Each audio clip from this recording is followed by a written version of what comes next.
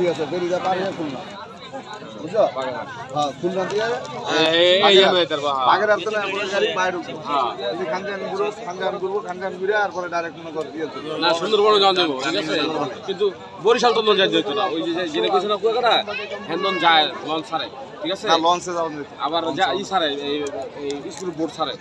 বাসে 1.5 ঘন্টা লাগে যাইতে ওই জায়গায়, ঠিক এটা খাতরা আর আমরা গেছি ফেরি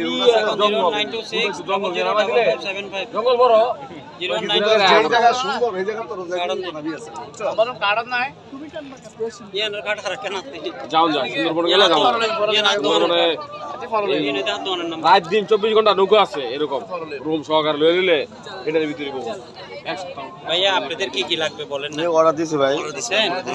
বসেন না আপনারা বসতে পারেন